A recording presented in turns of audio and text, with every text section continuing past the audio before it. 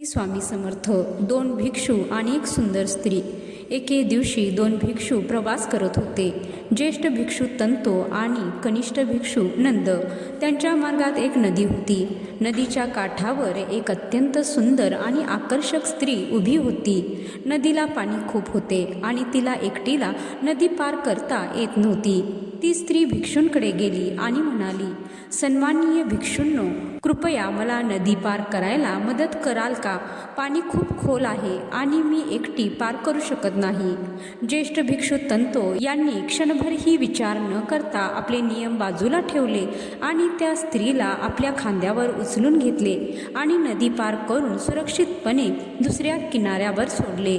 त्यानंतर त्या स्त्रीचे आभार मानून ते पुढे चालू लागले. कनिष्ठ भिक्षू नंद याने हे सर्व पाहिले. भिक्षूंना स्त्रियांना स्पर्श करण्याची परवानगी नसते. या नियमाचे तंतो यांनी उल्लंघन केल्याचे पाहून त्याला खूप आश्चर्य वाटले, पण तो काहीच बोलला नाही. दोघेही भिक्षू शांतपणे पुढचा प्रवास करत राहिले.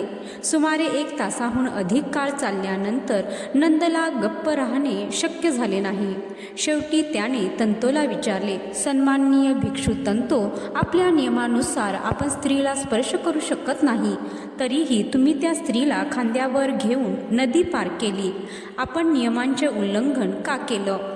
तंतोने नंदकडे पाहिले आणि शांतपणे हसून उत्तर दिले, प्रिय नंद, मी त्या स्त्रीला नदीच्या काठावरच सोडून दिले आहे, पण तू तिला अजूनही 1 तासापासून तुझ्या मनात उचलून फिरत आहेस. तर मंडळी, या कथेचा बोध हाच की ज्येष्ठ भिक्षू तंतोने नियमांऐवजी माणुसकीला महत्त्व दिले. पण एकदा का कार्य पूर्ण झाल्यावर त्याने त्या घटनेचा किंवा त्या स्त्रीचा विचार तात्काळ सोडून दिला. कनिष्ठ भिक्षू नंदने नियमांचा विचार मनात पकडून ठेवला आणि तो अनावश्यकपणे भूतकाळातील घटनांबद्दल चिंता करत राहिला. आपल्या जीवनातील जबाबदाऱ्या पूर्ण करा, पण त्या घटनांना आणि अनुभवांना मनात धरून ठेवू नका. भूतकाळात जे घडले ते तेथे सोडून द्या आणि मुक्त मनाने वर्तमान क्षणात जगा.